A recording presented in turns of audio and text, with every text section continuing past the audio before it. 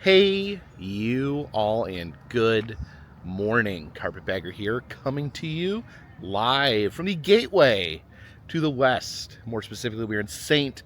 Louis, Missouri, and even more specifically than that, we're here at the museum, the National Museum of Transportation. Now, 2025 here on the Carpetbagger channel is the year of planes, trains, and automobiles. And I only figured it was appropriate that this year we made it a point to stop here at the National Museum of Transportation, which is essentially the museum of planes, trains, and automobiles. You pretty much get all your transportation needs, all your transportation museum needs, all in one place here at the National Museum of Transportation. So please follow me. I think it is time to head inside. You can see here outside of the door a map of the museum where you can find the different planes, trains, and automobiles. You can see the train section over here.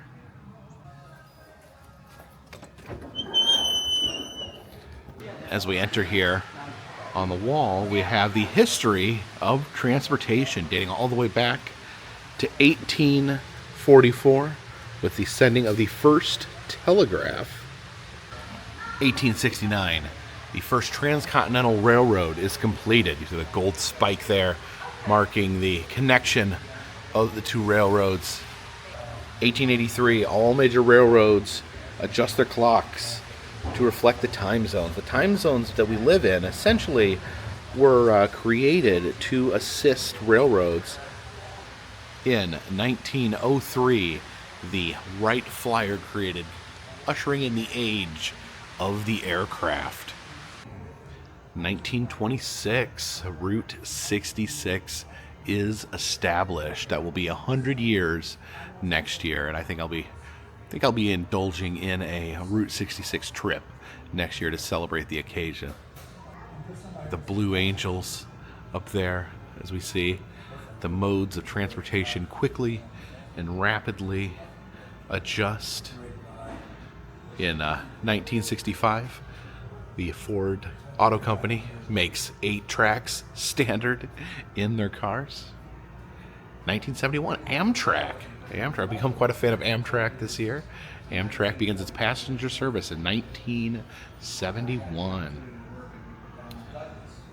And then we go to space. You can see all the different aircraft on this wall, the planes, if you will.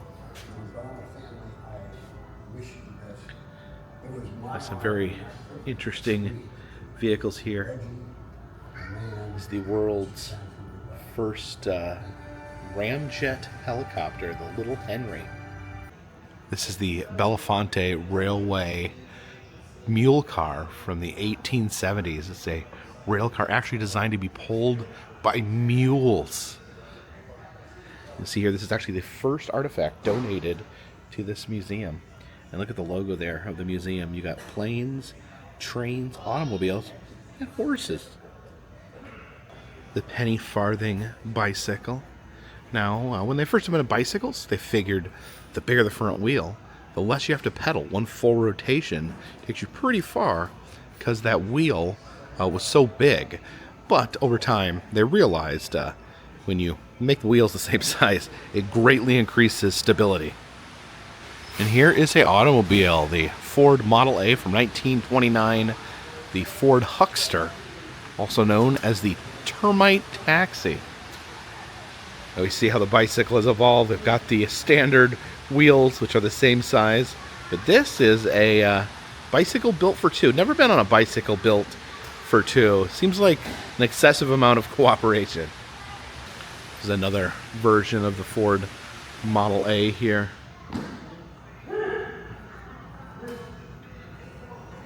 A variety of old cars here.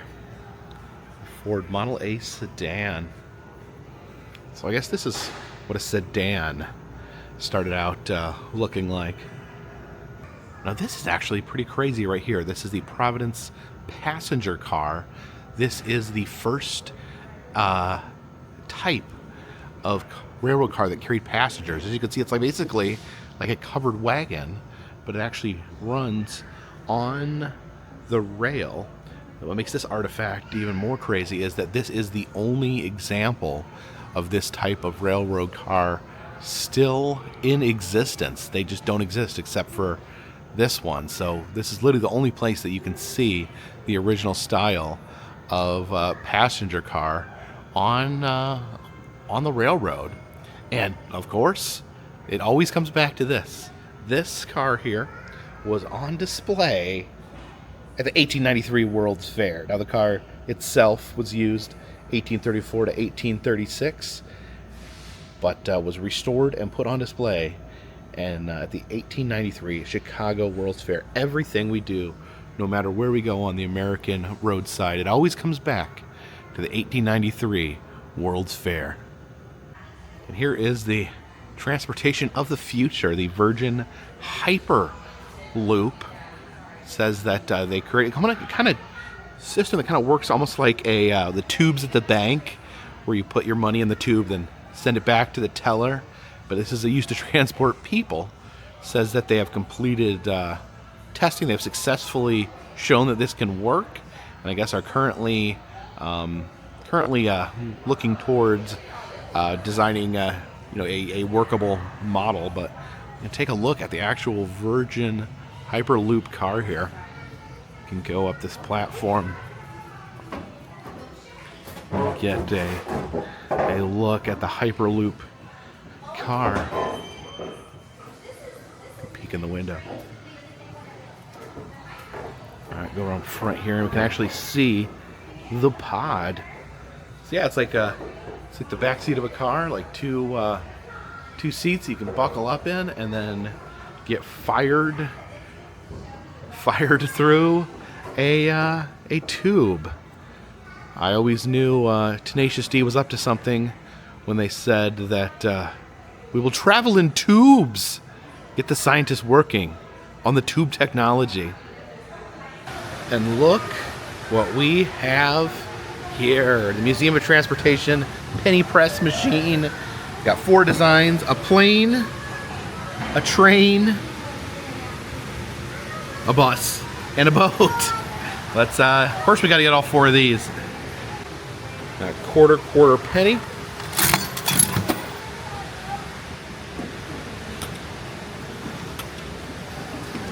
Oops. 4 Museum of Transportation pennies that I will safely transport back home. And here we have a miniature railroad going around the circus here. I know a lot of train sets love depicting the circus. I think railroads and circuses kind of go hand in hand. After all, usually was a train that brought the circus into town.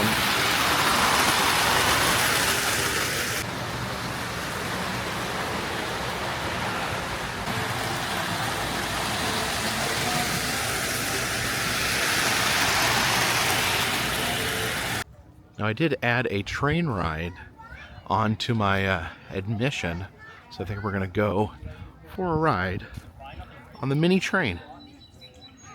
Okay, let's find a good seat here on the train. They say you get a wilder ride in the back. And now those mines have flooded, and they use them for scuba diving and scuba diving lessons.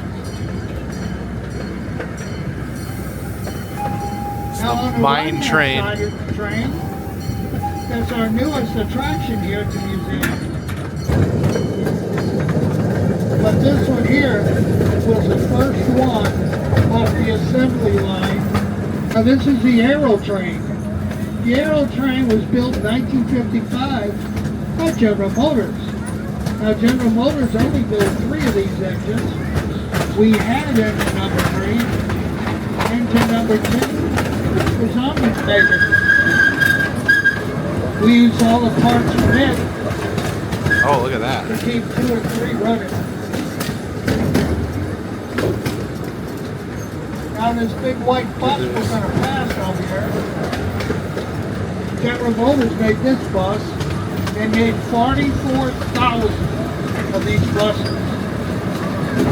See how many cartoon characters you can find in the front windshield of this bus.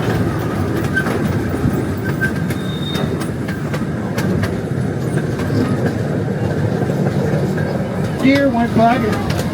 Oh, a deer just ran out in front of the train. Here's some turkey.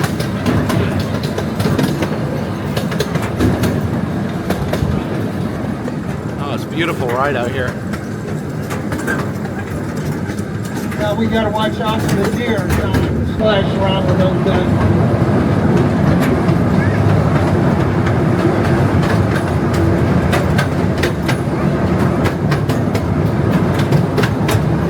Cells. And the next rock over, got some turtles.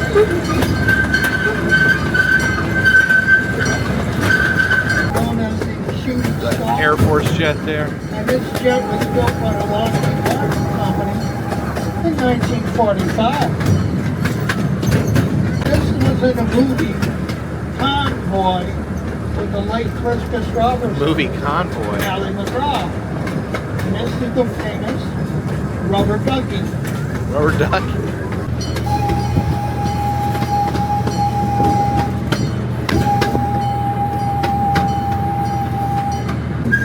Noticed along the way there's been a bunch of these random bones. Now after we make this right turn here, look over your left shoulder.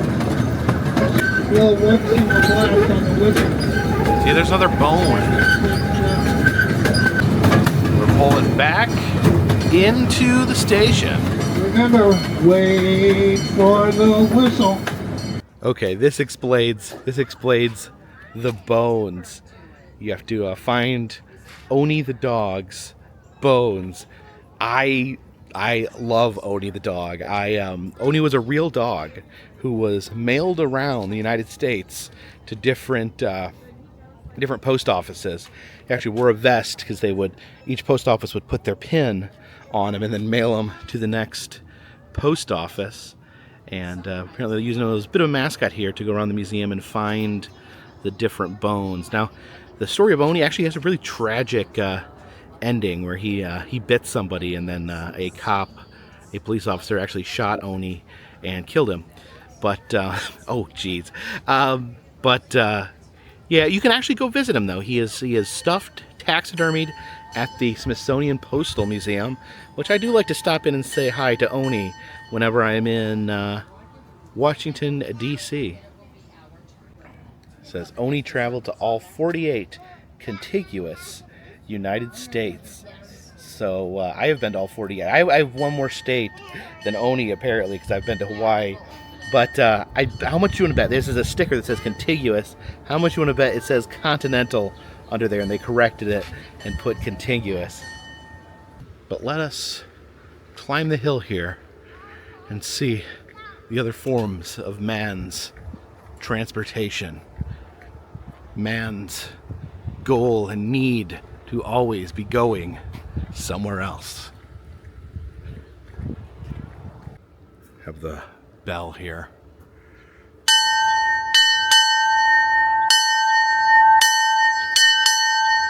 It's loud.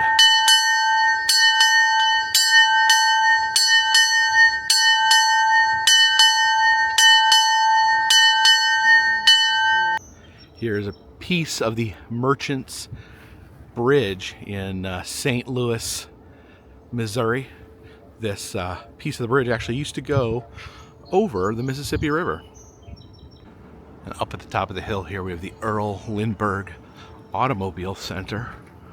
Let's head in here and learn about automobiles. As we enter here, we see some flashing neon lights and some beautiful automobiles. Now these two here, this boxy car here and this one with the wings, these are both electric cars. This one's from, they're both from 1980. They did not stick around though. The technology did not take off it says that they couldn't hold it. They didn't hold much of a charge, so you had to constantly stop and recharge, as well as they didn't go very fast, apparently. It is interesting how long we've been trying to develop an electric car, and how it just never seems to quite take off all the way. Now here is a 1951 Studebaker. They actually made these in northern Indiana, nearby where I'm from. Also, just some gorgeous neon signs back here. The hotel sign with the skull with the glowing eyes there, the cow skull.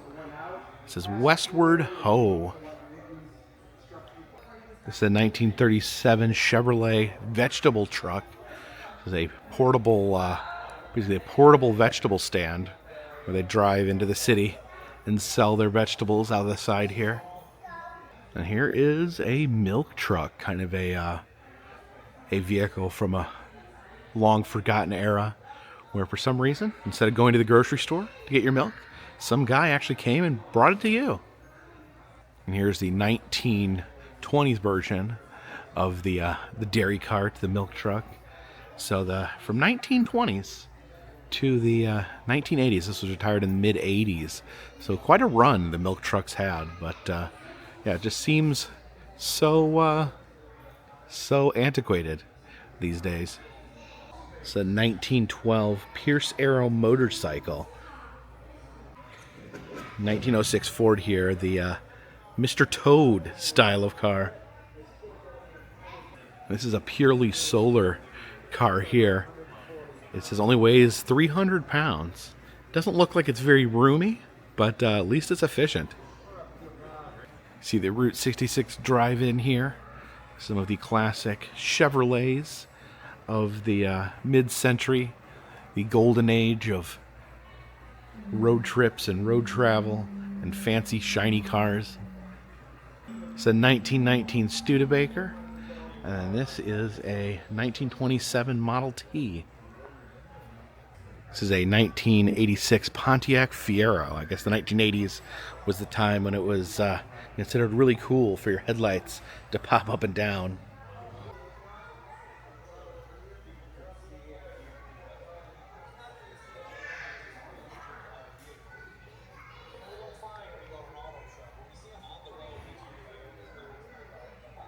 It's a display on Route 66.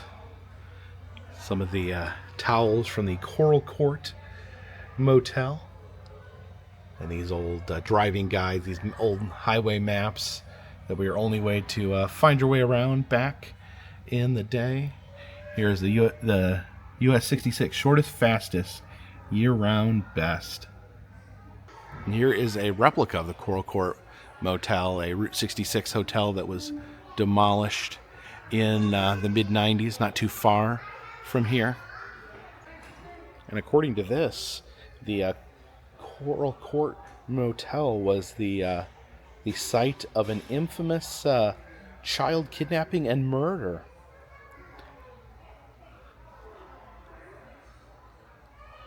So these are cars built by the St. Louis Motor Carriage Company.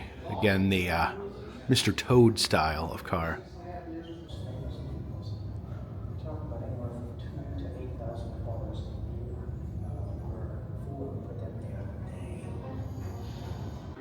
So it talks here about the National Museum of Transportation itself and how it's actually 80 years old. So it has been around for a while.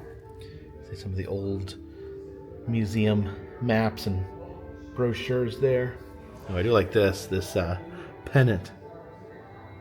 This is the Fisher Body Corporation, a car company that actually had a yearly competition where boys could design their own cars and send them into the competition. These are actual entrants from the 50s and 60s by teenage boys. I like this one here. Oh, here's some of the winners of the competitions. This is John Marassa. He was 14 years old when he designed this car and won this trophy here. And look at this picture. We were talking about this yesterday. The St. Louis World Fair, there's the automobile parade in front of that Ferris wheel. And remember, that is the first Ferris wheel ever built. I'm up here in the balcony. We can look down on all those fancy cars. And then across from the automobile building, we have the Barretts station.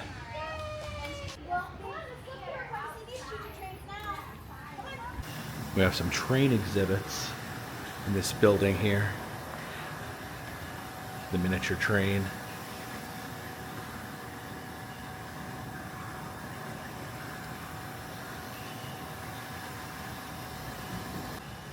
Train replicas of all different sizes.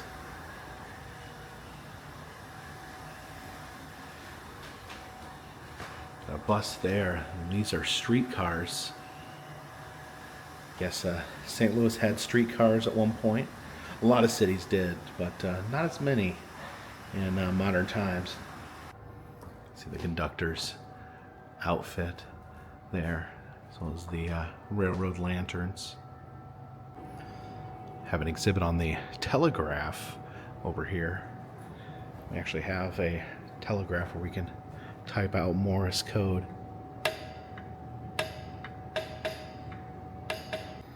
Yeah, if we come over to this station, you can actually hear the Morse code traveling across the room to that telegraph.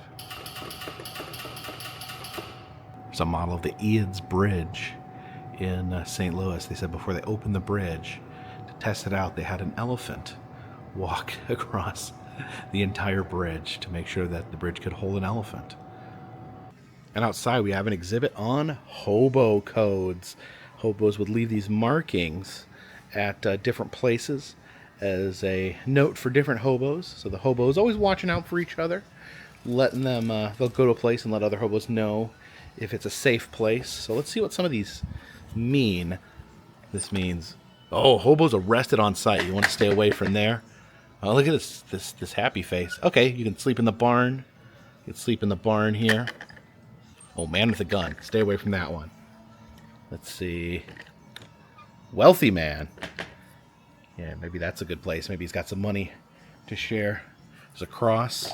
Talk religion to get food. So, yeah, if you start talking about Jesus, they'll give you a sandwich. A little train garden out here in front.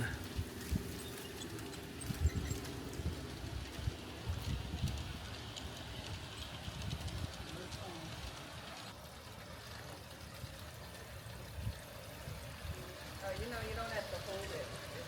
It'll stop on its own, and then you just press it to start it. I know. I didn't realize that. Walk up to the top of the hill where we have the rail yard. They have a lot. They have a lot of trains here. There's the United States Army train, and check out this locomotive next to the Army train.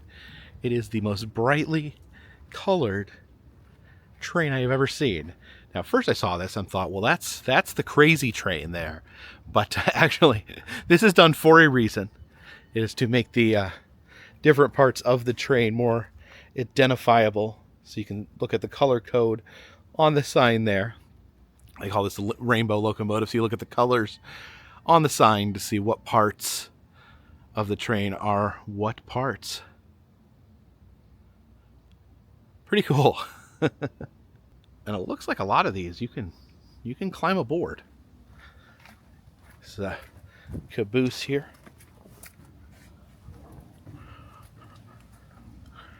All right. Walk into the caboose. Well, it looks like we can walk through the whole train here. There's the rainbow locomotive.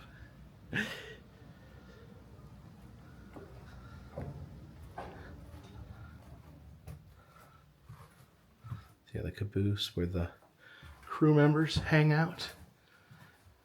Maybe get a little sleep. They have these raised chairs here, so they can actually look out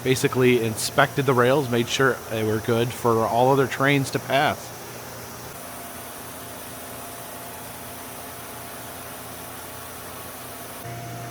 Now it looks like we can go in a specific line's passenger car here.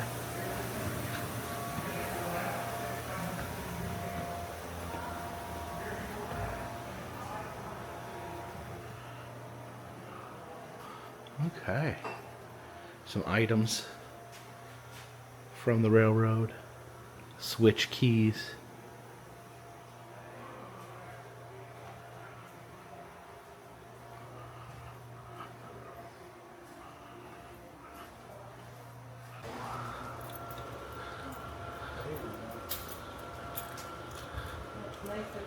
Holds 9,200 gallons of diesel fuel. Its sole purpose is to turn this electric generator. The electric generator then brings out 600 volts DC, feeds it down below to each one of the axles and wheels. Each one of them have an electric motor on it they call a track motor. So in a sense, really, it's an electric locomotive. So this train car was actually used in the HBO film Truman, about the life of Harry S. Truman. Let's take a peek in here. President Truman at the museum. Oh yeah. Wow. It's a private car. It was owned by the railroad company. It was thought to be used by many presidents in the 1940s and 50s. They thought Harry Truman used it for politicking. He was the first president after World War II. So in the mid-1990s, HBO made a movie about Harry Truman. Gary Sinise played Truman. They actually borrowed his car, pulled it with 1522, a big locomotive down here on the end, over to the Kansas City area where Harry was from, on the east side, on the Missouri town side of Kansas City, a town called Independence. About 6, maybe 8 gas stops they'd take. They wouldn't have a lot. I didn't shut that door all the way. Oh, yeah. There's a bathtub in there. Oh, look at that. There's even a dresser in here. And Oh, these are very nice a sleeper ladder cars. to get up. Oh, that's a pull-down sleeper up Yeah, there. there's a bed in there somewhere. Look up there, Nicholas. That pulls down to a bed. Oh, look at the dining room. And that's what the ladder's for. That's for the bed. Oh, we moved yet. The next car's a sleeper car. This is the built smoking 1926. lounge for smoking. Somewhere around $1.25, $1.50. You can see where Oh, the this seat is super post is cool. split open. It's stuck with Back hard- here, Oh. look at this. Oh, we got a. Oh, wow. Yeah, It's of the course it porter's is. berth. I guess for the Well, you had a porter. lot of horses. That helps That people with their people did luggage. everything. The horses Takes care of the were guests. back Sleeps then. up here. Oh, wow. That would be, yeah. I've never seen a train quite like back this. to, You can see the Lee Curtis, stairs Jack up here to the Lemmon, berth. Monroe. Whoa, look at this. Something like that. Yes, yes. This is it. You can see the curtains for when they're sleeping.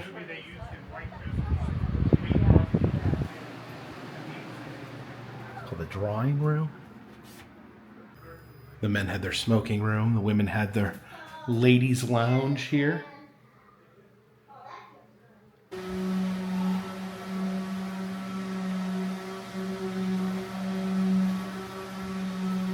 And the docent was saying that the National Museum of Transportation has more trains than any other museum in the entire country. I think this button here operates this sign here. There we go.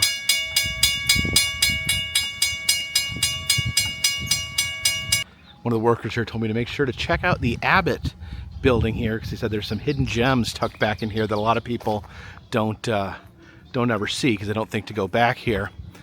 But it looks like these are the street cars. They do give rides on certain days, and I did see this. They had this one up and running today. I think they were just doing some work on it, but I definitely love the street cars.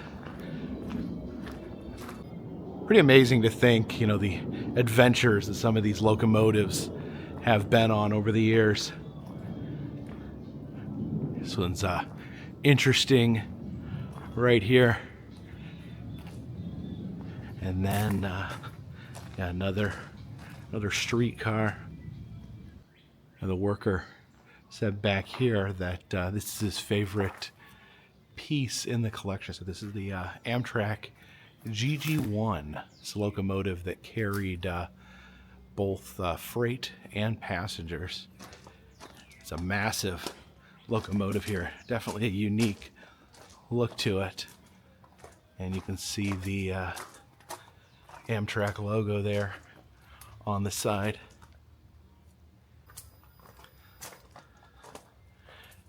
Now look at these old locomotives.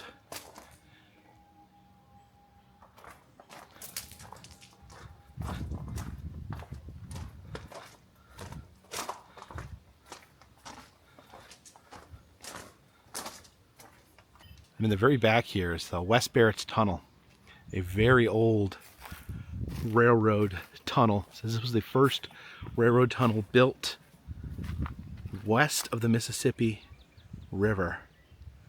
You know, look back there. There's some looks like there's some train parts in there. You can feel the cool air blowing out the tunnel towards me. Now we've seen a lot of cars. We've seen lots and lots of trains.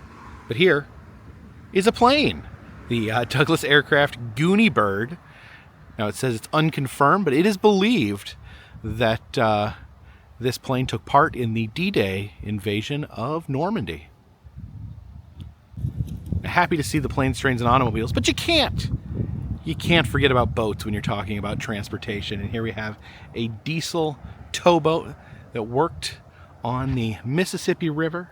This is the MVHT Pot, and it looks like we can climb aboard.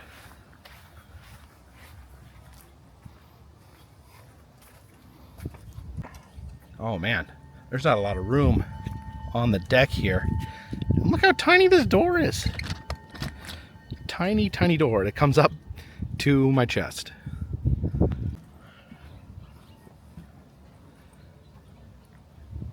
And look at me. I'm king of the world. Head upstairs here to where the pilot house is. We peek into the pilot house. See the steering wheel. We can get a good look at the Gooney Bird from up here on the towboat. Now, this is a pretty fascinating vehicle here. This is called the Mule. It's an electric locomotive, and this was built in 1914 and used on the Panama Canal to pull boats and ships along the canal. It says originally they used actual mules, as in donkey horse hybrids, but were replaced by strange-looking locomotives like this. Here's the observation box of found things, different bits of bones and feathers. There's a raccoon skull there, a wasp nest, all sorts of fun animal parts. And let's take a peek inside the Wabash caboose.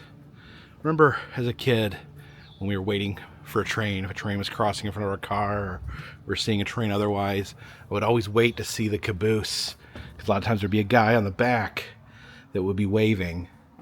And then I noticed as I got older, less trains had cabooses, to the point where I would like tell my mom, do you think there's a caboose? I think there's going to be a caboose. And then was like disappointed when there was no caboose.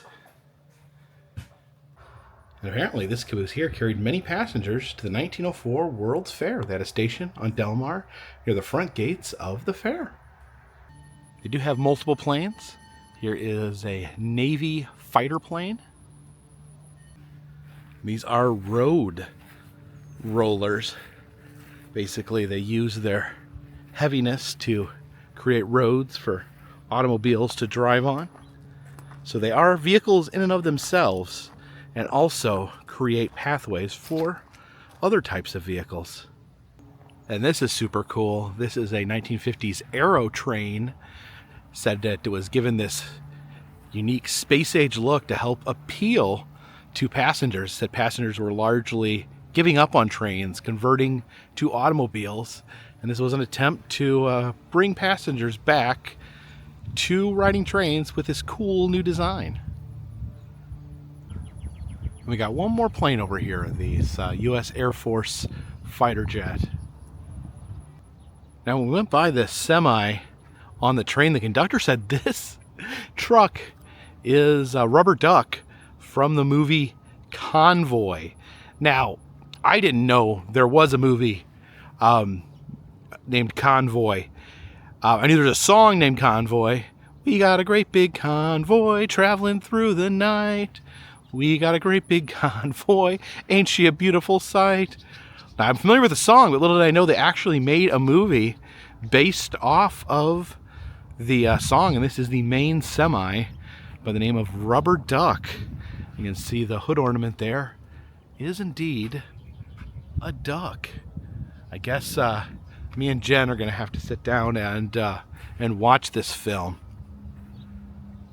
So that was the National Museum of Transportation here in St. Louis, Missouri. The Museum of Planes, Trains, and Automobiles, if you will. And I thought it was mandatory that we stopped here at some point during 2025, the year of planes, trains, and automobiles. And apparently they do have, this is the largest collection of train cars and locomotives of any museum in the U.S., which is pretty remarkable. I've been to a lot of train museums, but now we're going to continue heading west. My plan is to hopefully make it to Kansas City by the end of the night. Why does the sky look so ominous? We're in Chesterfield, Missouri. I was going to check out this giant statue right here called the Awakening. It's like a giant clawing its way out of the ground. Unfortunately, right as I got here, it started pouring rain. So we're gonna have to put this one back on the list.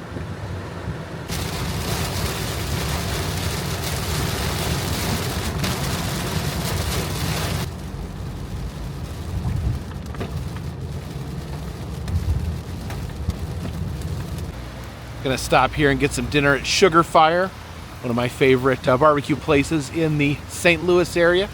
Figure we grab some before we head out of town.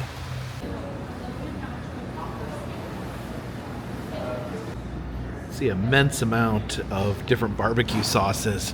You got Texas Hot, you got white barbecue sauce, that's generally Alabama, Honey Badger, probably that sounds scary, and Carolina Mustard, that's South Carolina.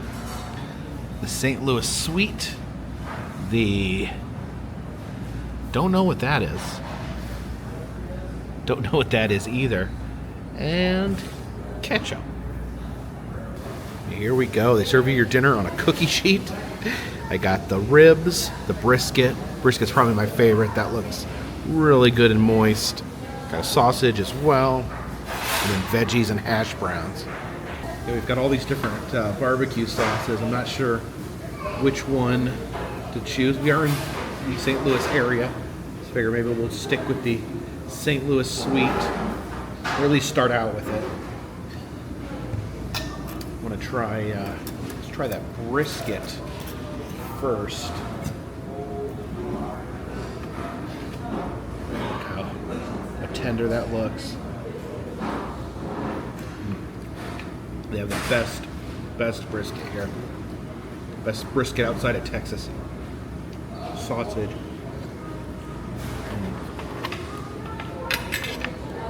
Yeah, that's like a jalapeno sausage, a little bit of spice, not too much. And ribs are falling apart. So I get a chunk of rib there.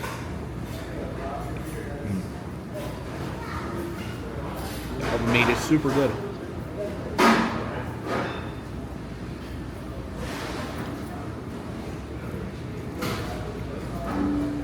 We got the Sugar Fire Clean Plate Club, or Clean Cookie Sheet Club. Should hold us over until we get to Kansas City.